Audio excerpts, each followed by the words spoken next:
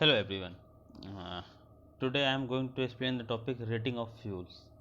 Just because of in last lecture I explained what is the fuel, what are the different types of fuel used in our SI and CI engine, what are the qualities of fuel required for SI engine, what are the different qualities of CI engine fuels. Now our next topic is rating of fuel. The अगर हम बात if I am talking about the rating of fuel, then the fuel are rated on the basis of their anti-knocking characteristics.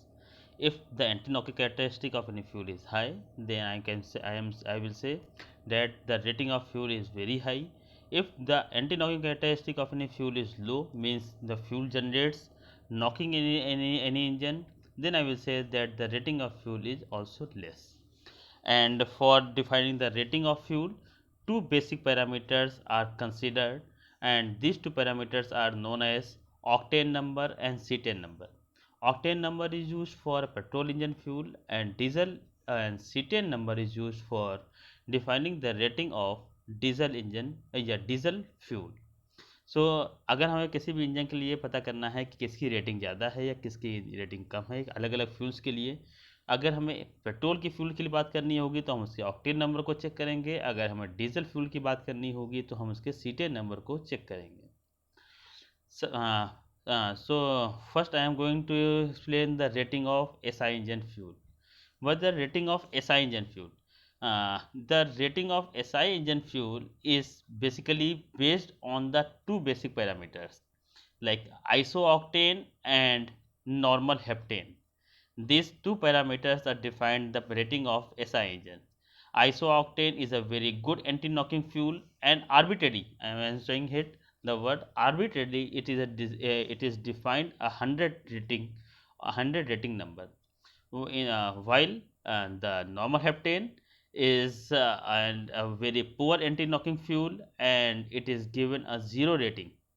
So just because of that, अगर किसी fuel में अगर हम बात करते हैं आइसो ऑक्टेन और नॉर्मल हेप्टेन की क्वांटिटी को मेज़र कर लेते हैं हम, अगर उसमें आइसो ऑक्टेन की क्वांटिटी बहुत ज़्यादा है, आइसो ऑक्टेन की क्वांटिटी अच्छी है, तो उसकी रेटिंग टुवार्ड्स 100 होती जाती है, मीन्स बेटर रेटिंग फ्यूल हम उसको कह सकते हैं. और किसी फ्यूल में अगर जो नॉर्मल हेप्टेन हमने यूज़ कर रखा है और नॉर्मल हेप्टेन की क्वांटिटी ज़्यादा होती है, मीन्स उसकी रेटिंग टेंडी टुवार्ड्स 0 होती जाती है, मीन्स वहाँ पर आपके फ्यूल की रेटिंग आपकी डिक्रीज होती जाती है.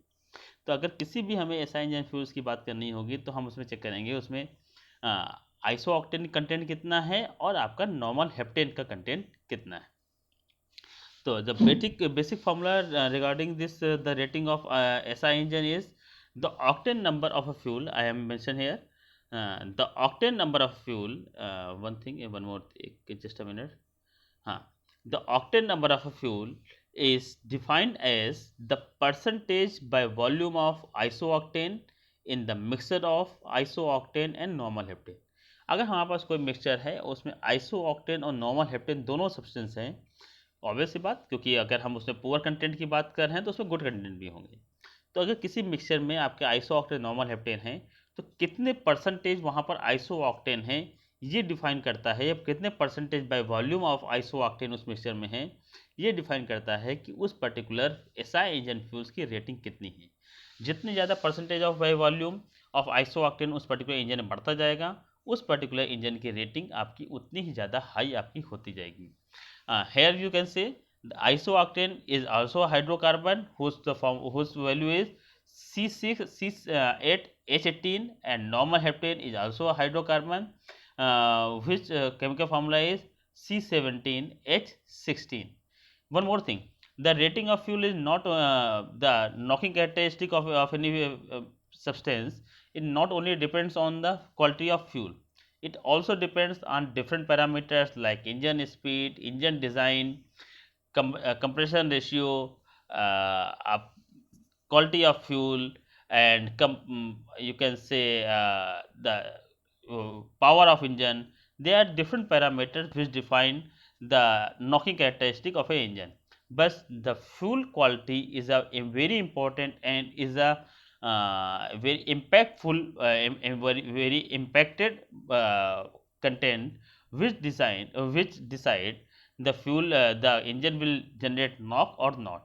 तो अगर हम किसी भी इंजन के लिए अगर हम नॉकिंग कैरेक्टरिस्टिक की बात करते हैं तो सबसे ज़्यादा हमें पता होना चाहिए नॉकिंग कैरेक्टरिस्टिक के लिए सबसे पहले हम चेक करते हैं फ्यूल, और उस फ्यूल की रेटिंग को हम चेक करते हैं कि फ्यूल की रेटिंग कितनी है, कितनी रेटिंग का फ्यूल हमने यूज़ कर रखा है।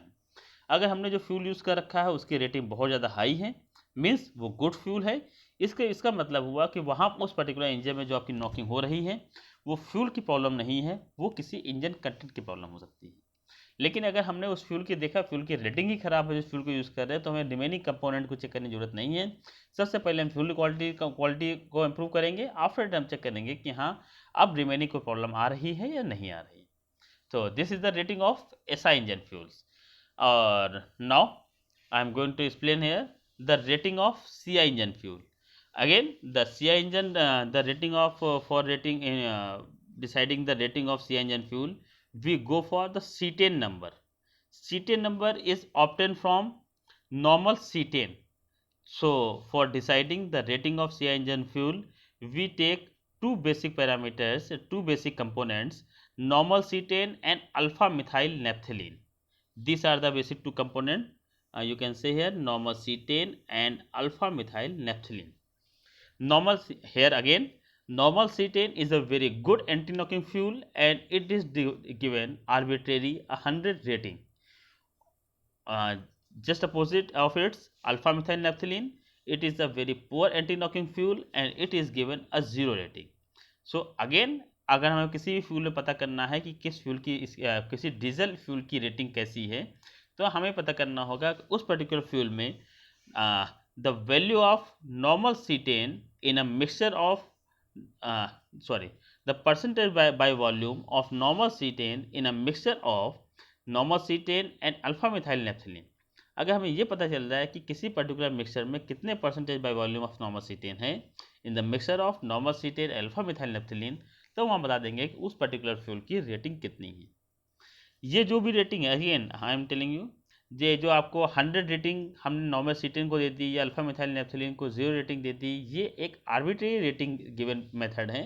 क्योंकि हमें पता है कि जितने भी अवेलेबल आपके कंटेंट्स आपके डीजल में है, इसमें आपका normal cetane best anti knocking part है और alpha methyl naphthalene is the poor anti knocking fuel आपका है। तो ये जो आपके कंटेंट आपके होते हैं, जैसे जैसे अगर नॉर्मल सीटेन बढ़ता जा रहा है तो हम कह देंगे वो फ्यूल टुवार्ड्स टू 100 रेटिंग है, और अगर उसमें आपका अल्फा मिथाइल नेफ्थलीन आपकी इंक्रीज करती जा रही है तो हमसे कह देंगे कि वो आपका पुअर एंटी नॉकिंग फ्यूल आपका होता कहते हैं। Further next topic is dopes and additives. What is a dope? Dope is a basic thing. Dopes means fuel additives, or dopes means adding any substance. Yeah, you can say that for improving the quality, for improving the capability, for improving the for enhancing the performance of anything. If you are given, if you are adding something into other content, then it is known as doping. So as we are saying, आज से आपने बहुत जगह सुना होगा कि जैसे कि आपके जो प्लेयर्स होते हैं वो डोप टेस्ट उनका होता है। डोप टेस्ट मीन्स जो उनकी परफॉर्मेंस है, जो प्लेयर अपने प्लेयर्स को अपनी परफॉर्मेंस देनी है, उस परफॉर्मेंस को इन्हेंस करने के लिए अगर वो कोई मेडिसिन या अपनी पावर को या अपने स्टेमिना को इन्हेंस करने के लिए कोई मेडिसिन लेते हैं तो वो डोप्स कहलाता है। सेम केस आपके फ्यूल के केस में भी आता है। जो आपकी फ्यूल की परफॉर्मेंस है, जो फ्यूल की आपकी कैरेक्टरिस्टिक है, अगर उसको इम्प्रूव करने के लिए हम उसमें कोई अदर कंटेंट आपके ऐड कर देते हैं तो वो सिंपली आपके कहलाते हैं डोप्स या एडिटिव्स। तो I am as a something is written here, dopes means fuel additives. Commercial automotive fuels are prepared by blending different gas refinery gasoline and additives. और जो हमारे पास डिफरेंट रिफाइनरी गैसोलीन या रिफाइनरी जो आपके fuels आपको मिलते हैं, उसमें आपके डिफरेंट अदर हाइड्रोकार्बन्स या डिफरेंट आपके कंपाउंड्स आप ऐड किए जाते हैं उसकी एबिलिटी को इम्प्रूव करने के लिए। This the different types of abilities like उसके एंटी नॉकिंग कैरेक्टरिस्टिक, उसके आपका क्रोजन कैरेक्टरिस्टिक, और smoking and odour characteristic, gum deposits, बहुत सारी जो आपकी कैरेक्टरिस्टिक आपकी होती हैं उनको इम्प्रूव करने के लिए जो आपका रिफाइनरी फ्यूल जो आपका होता है आफ्टर रिफाइनरी जो आपको मिलता है, उसी कैरेक्टरिस्टिक को इम्प्रूव करने के लिए बहुत सारे डोप्स या एडिटिव्स यूज़ किए जाते हैं, जिससे उसकी डिफरेंट कैरेक्टरिस्टिक्स आपकी इम्प्रूव हो सकें। बेसिकली अगर हम टर्म में बात करते हैं, एंटी नॉकिंग कैरेक्टरिस्टिक के टर्म में बात करते हैं, तो बेसिकली इसको कई बार यूज़ किया जाता है डोप्स एडिटिव्स को उस पर्टिकुलर कंटेंट या उस पर्टिकुलर फ्यूल्स की के ऑक्टेन नंबर या सीटेन नंबर को इम्प्रूव करने के लिए। So here are the few examples which are used for increasing the octane number and cetane number of any fuel. Like you saying here tetraethyl lead. The tetraethyl lead is a content which is doped which is added into the fuel to increase the octane number of a fuel. Similarly, amyl nitrate and ethyl nitrate, it is also used to increase the cetane number of fuel or you can say the cetane number of diesel fuel. तो basically आपके कुछ different content आपके add कर दिए जाते हैं fuel में जो आपके कंटेंट आपके एंटी नॉकिंग कैरेक्टरिस्टिक को इम्प्रूव कर देते हैं। न सिर्फ एंटी नॉकिंग कैरेक्टरिस्टिक बल्कि उसके अदर कैरेक्टरिस्टिक को भी इम्प्रूव करते हैं आपके फ्यूल, जैसे just like volatility, stability and octane number. These are the different characteristics which are also improved by adding the dopes or additives in the fuels. Now our next topic is alternative fuels for IC engine.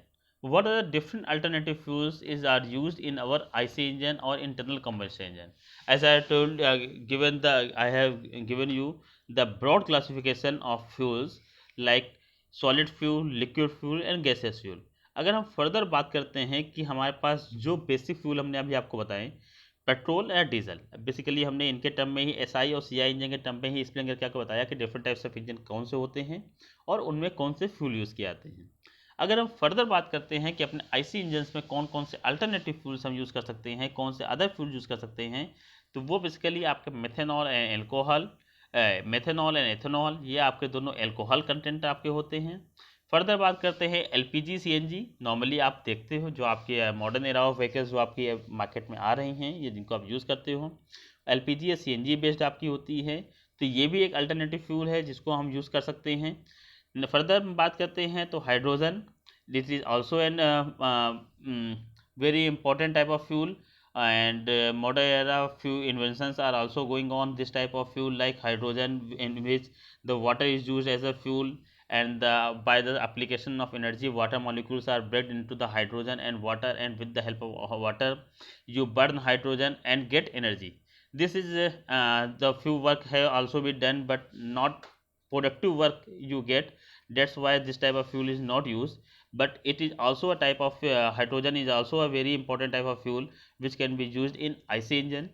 Further, biogas, yes, till now biogas is used in lots of IC engines but not in automobile sectors. It can be used in automobile sector also. Biodiesel, it is also a type of IC engine fuel. These are the different types of alternative fuels which are which are going on using in different types of IC engine, and these are very advantageous and easily available. Yes, further this is the next topic, testing and performance.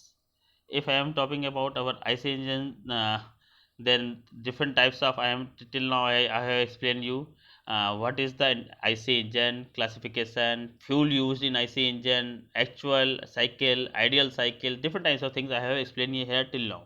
Now I am going to explain the testing and performance. जो भी आपका IC engine है, जो भी आपका internal combustion engine है, अगर आपने उसके कैरेक्टरिस्टिक्स को या उसकी परफॉर्मेंस, आपकी उसके पैरामीटर्स को या फ्यूल को चेक करने के बाद में अगर हम जब इंजन को रन करते हैं तो at the time of running how can we know what is the performance of engine. So to get the performance of the engine, to measure the performance of the engine, following parameters are used to measure the performance of an engine. The first method is mean effective pressure. Mean effective pressure, if I am talking about the mean effective pressure, then mean effective pressure is the average pressure which is generated into the engine. जब कभी हम combustion process की बात करते हैं या फिर अगर हम आफ्टर कंबशन जो बर्न गैसेस के फ्लो की बात करते हैं, तो वो बर्न गैसेस पिस्टन के ऊपर कितने अमाउंट ऑफ प्रेशर अप्लाई करती हैं, तो एक एक्सट्रीम प्रेशर की बात तो हम कर सकते हैं जैसे फ्यूल आपका बर्न होगा कितना अमाउंट ऑफ प्रेशर आपका अप्लाई हुआ। लेकिन हम अगर ये बात करना चाहें कि फ्यूल बर्न होने के एग्जैक्ट टाइम पर कितना प्रेशर हुआ, आफ्टर दैट कितना प्रेशर अप्लाई हुआ, आफ्टर दैट कितना प्रेशर अप्लाई हुआ, और pressure overall on an average pressure कितना अप्लाई हुआ है, तो एवरेज प्रेशर मेजरिंग मेथड कहलाता है mean effective pressure. And this is a hypothetical pressure just because of this can not be exactly measured, this can only be imagined, yeah, this can be approximated what is the average amount of pressure. So the mean effective pressure is the average pressure and it is a hypothetical pressure at as the things are written here, this is a hypothetical pressure. And the value of mean effective pressure is equal to work done divided by work output divided by swept volume. Engine जो भी work output दे रहा है और उस work output देने के लिए उसने कितना वॉल्यूम को स्वीप ऑफ किया है या कितने चार्ज को आपने वहाँ पर फिल कर रखा है, वो आपका जो वॉल्यूम आपका होता है वो कहलाता है स्वेप्ट वॉल्यूम। तो mean effective pressure is equal to work done divided by swept volume, और you can say here W divided by VS. This is an important formula when you are going to solve your numerical part, then this formula can be used directly. Next performance parameter is engine power.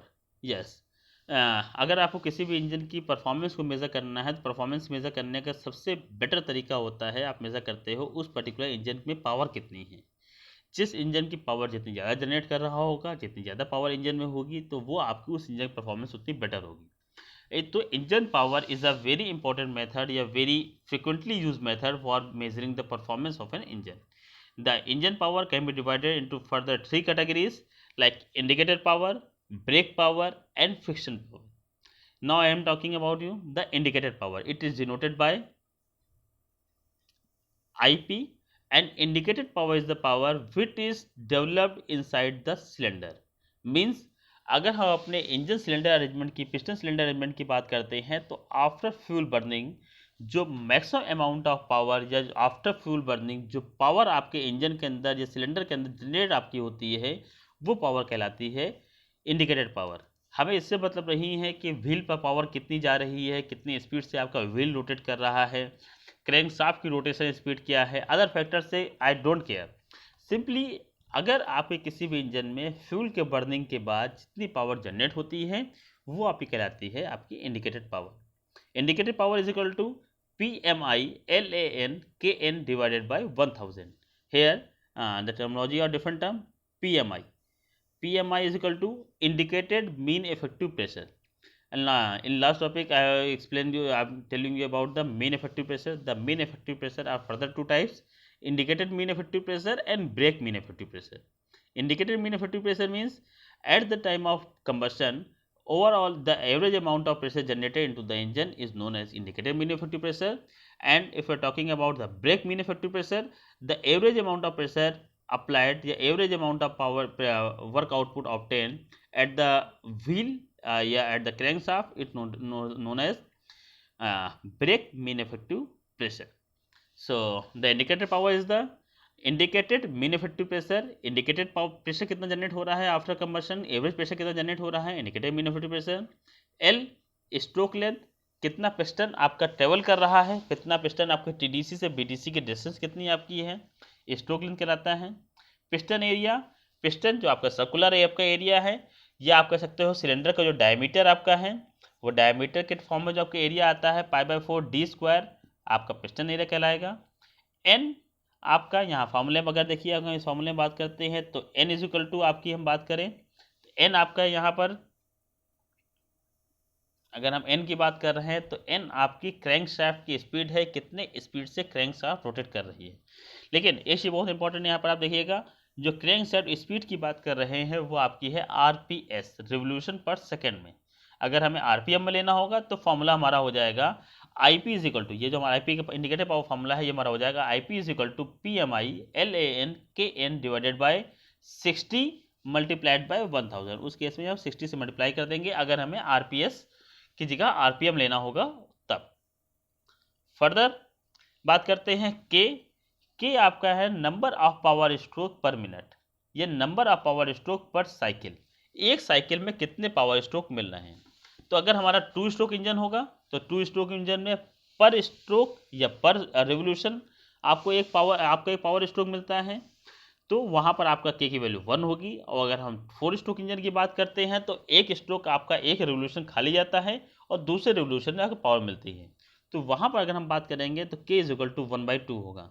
Mention हमने यहाँ कर रखा है k is equal to number of power stroke per minute, 1 is equal to 1 for 2 stroke engine, is equal to 1.4 for 4 stroke engine. And again, small n is the number of cylinder in an engine. Just because I am talking about the indicated power generated at the engine, तो कितनी power engine में आपका या फिर आपके cylinder में develop हो रही है वो डिपेंड करता है कितने नंबर ऑफ सिलेंडर्स आपके हैं। अगर आपने 4 नंबर ऑफ सिलेंडर यूज़ कर रखे हैं तो जो पावर जनरेट हो रही है जस्ट उसकी 4 टाइम्स हो जाती है। तो ये आपके different types of indicated different terminology है आपके इंडिकेटेड पावर के लिए। जब आपके क्वेश्चंस आपके आएंगे तो डायरेक्टली आपको फार्मूला यूज़ करना होगा, इसको मेमोराइज कर लीजिए, जनरली पूछा जाता है इसके बारे में। Next, brake power. As I have told you, the brake power is the power which is available at the crankshaft. The same thing is mention here. आपका इंडिकेटेड पावर आफ्टर कंबशन जो power generate होती है वो कहलाती है indicated power. लेकिन जब indicated power की हम बात करते हैं कि उसके बाद में पावर आपको पिस्टन को मिलती है, piston to connecting rod to crankshaft to wheel, या सिंपली हम क्रैंकशाफ्ट की बात कर लेते हैं। तो इतनी लंबी प्रोसेस में कई जगह आपकी कुछ ना कुछ फ्रिक्शन की वजह से, अदर फैक्टर्स की वजह से, हीट की रीज़न से, बहुत से फैक्टर्स होते हैं जिसकी वजह से जितनी पावर जनरेट अपने इंजन में करी होती है उतनी पावर ना मिल करके क्रैंकशाफ्ट पर certain less amount of power आपको मिलती है। तो ये जो पावर लॉस होने के बाद जो फाइनली क्रैंकशाफ्ट पर पावर आपको मिलती है less than the indicated power is known as brake power. Brake power is equal to 2.nt divided by 1000 kilowatt, where T is the torque in Newton meter. Brake power can also be defined as just as a similar way which like the previous case. Brake power is equal to indicated mean effective brake pressure multiplied by LAN divided by 1000 kilowatt के form में भी ले सकते हो। तो ये आपका method, आपका फॉर्मूला आपका होता है ब्रेक पावर का। जब हम फर्दर बात करते हैं friction power. Friction power is equal to indicated power minus brake power. I have already told you that the indicated power is the power generated into the engine, into the cylinder. Brake power is the available power at the crankshaft. In between this, some power is lost, and the power which is lost in the form of heat, in the form of friction, in the form of other content, then this loss of power is known as friction power. So the friction power is directly the difference between indicated power and brake power, means power generated into the cylinder minus power available at the crankshaft. Further, variable now I am showing the graph as simple like graph form between the torque and power and the engine speed. As the things are written here, variation of indicated power, brake power, friction power and torque as a function of engine speed in rp. So as in graph you see here that as the engine speed increases, the torque of the engine also increases, and after a certain period of time the torque decreases. Means जैसे हम engine को start करते हैं तो start करते ही जैसे engine में speed बढ़ाते जाते हैं टॉर्क आपका सडनली बहुत रैपिडली आपका राइज करता जाता है, and after certain period of time वो टॉर्क आपका स्लाइटली डिक्रीज करता जाता है। तो ये आपका रिलेशन होती है टॉर्क एंड इंजन स्पीड के बीच। फर्दर बात करते हैं इंडिकेटेड पावर के लिए। तो जैसे जैसे इंजन की स्पीड आप बढ़ाते जाते हो, इंजन को मीन्स आपका पावर आपको ज़्यादा चाहिए होती है। इंजन की स्पीड बढ़ाने का मतलब इंजन ज़्यादा स्पीड से रन कर रहा है, मीन्स इंजन में ज़्यादा अमाउंट ऑफ फ्यूल आप सप्लाई कर रहे हो उसको बंद कराने के लिए। तो जैसे जैसे आप इंजन की स्पीड बढ़ाते जाओगे मीन्स ज़्यादा मैक्सिमम अमाउंट ऑफ आप हायर अमाउंट ऑफ फ्यूल आप सप्लाई करते जा रहे हो, higher amount of fuel burn करेगा मीन्स आपको इंडिकेटेड पावर ज़्यादा मिलेगी। तो जैसे जैसे आप इंजन की स्पीड बढ़ाते जाते हो इंडिकेटेड पावर आपकी बढ़ती जाती है एक सर्टेन पॉइंट तक। उसके बाद में आपकी इंडिकेटेड पावर आपकी कम होने लगती है। Just because of there I will explain you in my next classes. This is the different types of speed like power speed, cruising speed, ये आपके अलग अलग स्पीड्स होती हैं और अलग अलग स्पीड पर अलग अलग टाइप का एयर फ्यूल मिक्सर चाहिए होता है। तो जैसे से आपकी पावर बढ़ती जाती है, आपको जैसे स्पीड बढ़ती आती है, आपको रिच मिक्सर रिक्वायर्ड होता है। लेकिन after certain level of time आपका लीन मिक्सर पे भी आपको बेटर पावर आपको मिल जाती है। डेट्स वाई आपका फर्दर अगर आप स्पीड को इंक्रीज करते हो तो इंडिकेटेड पावर आपकी रिड्यूस होना शुरू होती है। In the same way like indicator power, brake power का पैटर्न भी आपका सेम इंडिकेटेड पावर को फॉलो करता है, लेकिन उसके बिलो होता है, क्योंकि जैसे जैसे इंडिकेटेड पावर आपकी ज़्यादा होती जाएगी ब्रेक पावर भी आपकी बढ़ती जाएगी। क्योंकि ब्रेक पावर आपका जनरेट होती है इंडिकेटेड पावर से, इंडिकेटेड पावर आपकी जनरेटेड पावर है और ब्रेक पावर आपकी अवेलेबल पावर है। तो इंडिकेटेड पावर के पैटर्न को ही फॉलो करता है ब्रेक पावर, लेकिन उससे लेस होता है, क्योंकि यहाँ पर कुछ न कुछ आपके लॉसेस आपके होते रहते हैं। फर्दर बात करते हैं फ्रिक्शन पावर की। तो फ्रिक्शन पावर जैसे से इंजन की स्पीड बढ़ती जाएगी फ्रिक्शन आपका इंक्रीज करता ही जाएगा, क्योंकि फ्रिक्शन आपके चाहे आपके मैटिंग कंपोनेंट, चाहे आपके पिस्टन के मूवमेंट पर आपकी हम बात करें, या हम connecting rod, Gajan pin, crank shaft, अलग अलग कंपोनेंट्स की बात करते हैं, तो जितने भी मूविंग कंपोनेंट्स आपके बढ़ेंगे, जितना भी उनका मूवमेंट बढ़ेगा, उतना ही ज़्यादा फ्रिक्शन आपका बढ़ेगा। तो this is the graph of the friction power. As the engine speed increases, friction power also increases. Now, the further performance characteristics, the engine efficiency is also another very important method for defining deciding the performance of an engine. The mechanical efficiency is equal to brake power divided by indicator power. अगर हम किसी भी engine की बात करते हैं तो उस इंजन की जो मैकेनिकल एफिशिएंसी होती है, उस इंजन की available power at the crankshaft divided by generated power into the cylinder, this is the known as mechanical efficiency. Next, the thermal efficiency. Thermal efficiency it is determined from the relation between the heat equivalent of power output and the heat energy of fuel burn to produce this power। Means अगर हम thermal efficiency की बात करते हैं तो thermal efficiency के case में जो भी आपका इक्विवेलेंट टू पावर आउटपुट, जो भी आपके रिलेशन आपका जो भी आपकी पावर आउटपुट के लिए आपका फ्यूल आपको चाहिए होता है वो, और जितना फ्यूल हमने बर्न किया होता है, बर्न करने से जितनी पावर मिल रही होती है, उसका रेशियो कहलाता है आपका thermal efficiency. Thermal efficiency is equal to आपका indicated power multiplied by 60 multiplied by 1000 divided by WF, C and J।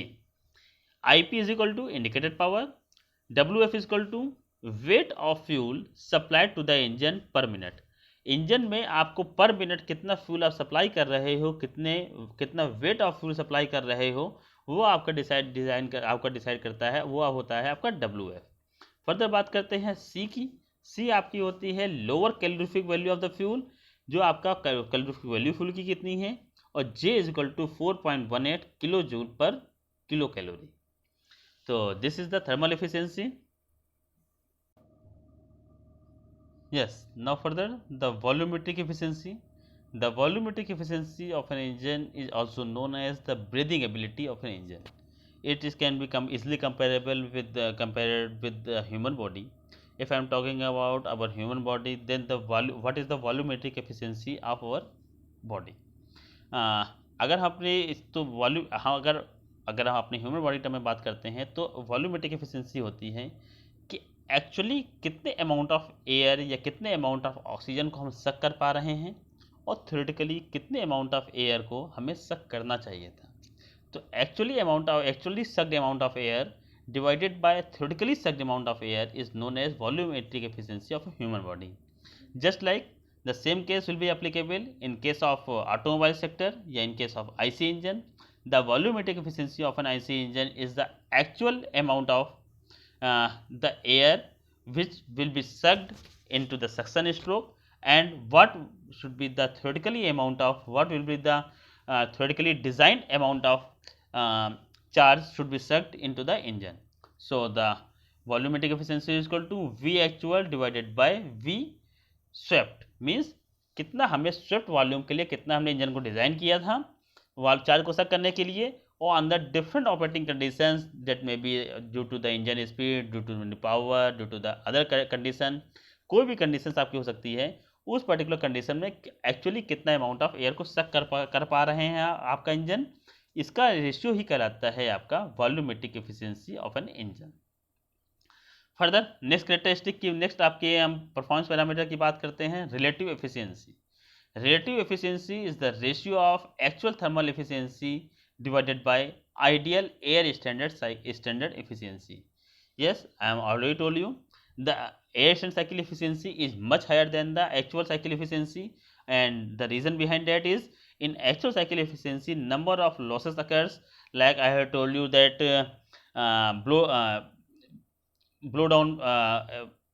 blow down factor losses या heat losses factor and आपका time loss factor, further different chemical composition losses, lots of losses occurs in actual cycle. Just because of that the efficiency of actual engine, actual thermal efficiency is much lower than the ideal air standard efficiency. So the relative efficiency is the ratio of efficiency of thermal divided by efficiency of actual engine divided by efficiency of air standard engine. Further, the next performance parameter is specific fuel consumption. What is the specific fuel consumption? Specific fuel consumption is basically the fuel consumption per unit time divided by brake power. Means एक particular instant of time में आप कितने amount of fuel को burn कर रहे हो और उस फ्यूल को बर्न करने के रिस्पेक्ट में कितने अमाउंट ऑफ ब्रेक पावर, हम इंडिकेटेड पावर की बात नहीं कर रहे हैं, क्योंकि जब आप फ्यूल बर्न करोगे तो उतने सर्टेन अमाउंट ऑफ आपको एनर्जी नियर अबाउट आपको मिल जाती है, लेकिन उस फ्यूल को बर्न करने पर जो एनर्जी मिलनी चाहिए थी और फाइनली आपके क्रैंक शॉट पर कितनी एनर्जी मिल रही है, इसके रेशियो को कहते हैं हम स्पेसिफिक फ्यूल कंजप्शन। तो स्पेसिफिक फ्यूल कंजप्शन की बात करते हैं तो वो आपका होता है fuel consumption per unit time divided by brake power, या फिर आप अदर फॉर्म में कह सकते हैं mass of fuel divided by brake power. तो ये आपके डिफरेंट परफॉर्मेंस पैरामीटर्स हैं। इन्हीं परफॉर्मेंस पैरामीटर्स पर बेस्ड हम पता करते हैं कि कौन सी इंजन, किस इंजन की परफॉर्मेंस बेटर है, किस इंजन की परफॉर्मेंस पुअर है, what are the improvement needed into the different types of engines, and what are the advantage of this engine compared to other engine. This all the things can be done with the help of performance parameter of an engine. So till now I think it is okay. In next class I will explain you, just because of my topic is testing and performance of an engine. So till now I have explained you what are the performance characteristic of an engine, how can you measure the performance of an engine, and in next topic I will explain you what are the different types of testing method, how can you measure the brake power, the friction power, specific fuel consumption, different things, the measurement pattern या testing method I will explain you in my next classes. Okay, thank you.